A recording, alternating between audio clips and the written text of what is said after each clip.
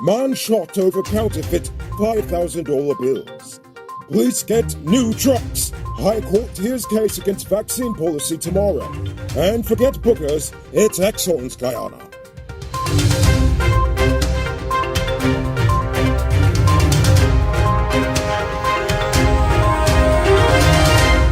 I am Noriko Bulford, and welcome to tonight's edition of Uncut News. Before we begin, I want to know where you are watching from. Tell us in the comments below. Last night, 26-year-old Shaquille Dalrymple was shot twice during a confrontation over a counterfeit bill at a supermarket in Diamond. According to reports, he was shot to his back and his side and has since undergone emergency surgery. Dalrymple and two other men paid with two allegedly counterfeit $5,000 notes at the Hua Chinese supermarket. While the men were leaving, a male cashier confronted the men outside, believing the money to be fake. The supermarket's armed guard claims a passenger of Dalrymple's car started shooting at them, so he opened fire on the men, hitting Dalrymple while the two other accomplices escaped in the car. The security guard is currently in police custody. Yesterday, the oil and gas branch of Gawu claimed that in some cases employees who are highly skilled and recipients of specialized training are paid at a national minimum wage of $255 per hour. That is, Guyanese dollars, of course. Contrastingly, a school cleaner presently receives around $403 per hour, the union highlighted. They emphasize that while a great deal of attention is paid to Guyanese participation in the sector, and the statistics may appear impressive on the surface, the reality is that the oil sector workers are confronted by exploitative practices, and at times demeaning relations, which are oddly reminiscent of the sugar plantation days. The union noted, too, that to augment their salaries, workers are paid allowances, which can be altered at the whim of the employer. The low pay plus allowances was allegedly a ploy made by a firm that has interests of a now silent critic of the oil sector, all in an effort to avoid paying so much for their employees' NIS contributions. Yesterday, the police got a new set of vehicles to completely destroy. During the handover ceremony, the president made it known that he is thoroughly disappointed with how they've kept the fleet so far. He recalled that 4 years ago, China had donated 56 pickups, 5 buses, 35 ATVs, and 45 cycles. But today, only 39 of the vehicles are working, with 101 down for repairs, and a number of them already unserviceable. The Chinese company that built the vehicles has since shut down, making it virtually impossible to source the spares for the vehicles. However, the government bought these 50 Muso pickups from the South Korean company Ssanggyeon, I guess. But anyway, it was bought at a cost of $1 million. I might add that not only should they do a better job at maintaining the vehicles, but they should also stop using them to pick up their sweet woman and, of course, actually respond to crime instead of demanding a taxi fare from the victims to get to the scene. The saga of Ginger Harry continues. Yesterday, popular businessman Harry Lal Motilal told Kaicha News that he had nothing to do with last Thursday's shootout with the GRA. However, Motilal insisted that he was at home hosting a number of festivals over the last few days, therefore it could not have been him. In fact, he's accusing the force of crashing one of these parties on that very Thursday night, claiming that they destroyed his front gate, and when the search was over, they found absolutely nothing. He added that he actually thinks the GRA is just victimizing him, as they always blame him for anything that goes wrong. But he said that if they really want to see him, he'll meet with them, as he insists that he called the Vigilance Police Station and they did not want him. And he also insists that he called the crime chief, who has yet to respond to his calls. But all I can say is that I doubt this is the last time we'll hear of the saga of Ginger Harry. Are you one of the chosen few that benefits from duty-free? If yes, then check out these amazing vehicles that just arrived at Best Buy Auto Sales.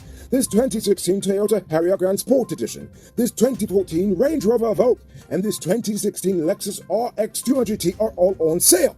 They are all fully loaded and come with all modern features. call WhatsApp 662-0844 for more info, or visit their showrooms at Lot 171 Peter Rose Street, Queenstown, or Lot 2 Lamar Street, and tell them Rico sent you to get in on a sweet deal. The GTU, GPSU, and GTUC's court action against the government's vaccination policy has been set for Wednesday. They want the High Court to declare the president was overstepping his constitutional authority when Granger declared, and then Ali upheld, the ongoing health emergency measures. As such, they want the emergency measures struck down. Additionally, they want the court to throw out the vaccination requirements altogether, believing them to be discriminatory. Nandalal responded by calling their arguments ignorant and intends to fight the case vigorously tomorrow. In Baltica, a taxi driver was able to fend off an attack from an unknown man posing as a passenger. On Monday night, the driver picked up the man by the Baltica hospital and was asked to be taken to Mora camp. But upon arrival, he pulled out a Glock 32 caliber Taurus pistol and attempted to rob the driver of his gold chains. A scuffle ensued, with the driver disarming the man, causing the man to flee the scene in terror. He is still on the run. It's now time for today's Runner Report. Today, the nation recorded 161 new cases. There are 654 persons dead, 37 in the ICU, 2,249 in home isolation. The total number of confirmed cases around the nation now stands at 26,772. So please, people, wash your hands frequently. Avoid touching your nose and mouth and mask up before you leave the house. When you do leave home, try to avoid enclosed spaces and large crowds, and remember to give 6 feet of space between you and others. Don't miss the grand 50% off sale and get a free 1-month Digital Prime Bundle plan. Available at City Mall, Starbrook Square, Regent and Light Street, Marcy Tuckline, and Marcy Providence. Shop early, limited stocks available. The government has approached the IDB for a US $1.8 million loan to support the development and implementation of a medium-term development strategy for the country's oil and gas revenues. The strategy would be used to grow investment, increase employment, and strengthen the economic resilience of the country, supposedly. And on a completely unrelated note, the government has yet to select a law firm that would be working across state agencies to revamp Guyana's oil and gas laws. The Ministry of Natural Resources, in last March, publicly made a request for a consultant for the development of the legal and regulatory frameworks for the country's oil and gas sector. That project is expected to be completed in 24 months. However, it was supposed to have commenced in this past July. The project is being financed through a $20 million loan from the World Bank. So far, they've received multiple expressions of interest from several international firms. And now for our stupid news of the day. You know what I think is stupid? Just how much our nation's leaders have bent over backwards to accommodate Exxon. The state pays Exxon's taxes. And while GT&T just freed up the bandwidth a little bit for the average user, the state gave Exxon approval to have its own internet cable, using more bandwidth than all of Guyana combined. Then the state is approving shore-based project after shore-based project, destroying our mangroves in the process. And speaking of the river's geography, the government is currently paying a Dutch firm $4 million to remove shipwrecks from the Demerara River. So while they are bragging about collecting $2 million in flaring fees from Exxon, they have to pay $4 million to clear the way for Exxon's boats to move freely. Now, as for free speech, who needs violence when you can silence dissent with money? Many of the critics of the oil industry, including people like Christopher Ram, have grown oddly silent now that they've started doing business with the oil men. Over the past 6 years, the state and private sector has literally brainwashed the country to be pro-oil. The media has done the same thing because each station gets odd revenue from Exxon. I challenge you to correct me if I'm lying about this. The campaign was so effective that even suggesting that the oil industry will leave us worse off is considered backwards and anti-national development thinking. Now, don't get me wrong, I'm not against the oil, but you know I'm right in my assessment. But also think about this. Does anyone else find it interesting that both the PPP and the PNC are absolutely determined to make us an oil nation, even though we only have 25 years worth of it?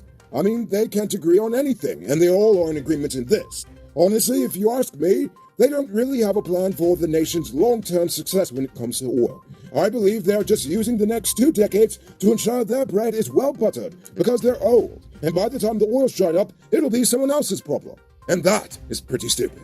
Hey, I'm interrupting this program to let you know that not all truck parts are created equal. Some does work hard without any problems for a long time, while others does make your truck broke down quick and got you running your pockets again. Get genuine high-quality parts from Powered Automotive Truck Spares and Engine Parts and extend the life of your repair. They're the authorized dealer in Guyana for Hammer USA products like brake valves, clutch discs, universal bearings, and others. Visit them at 1161 EE Eccles or call them on 697-0171. Powered Automotive, the #1 truck and engine parts store in Guyana. If you didn't know, well, now you know. Moving on to our Uncut News Views Poll question of the day. Every day we pose a question about current events in the nation, the region, the diaspora, and how you feel it relates to us. So you give your responses in the comments and we'll read the best ones in the following episode. Yesterday's question was, how was the return to school? Should they have done something differently? Machani Clark says that she did not support the reopening in school, and she didn't ask why they didn't invest more into a tablet per child or even more into the internet companies to allow for the better facilitation of online learning. Tallgrass 6676 said children tend to be more distracted at home rather than at school, and to properly assess the children at home will not show their full potential to progress to a higher level of education. So for tonight's question, do you think the cops are going to actually take care of these vehicles, or are they just going to end up in the front room of some poor old granny's house in Mahika? Think about that question and tell us in the comments below.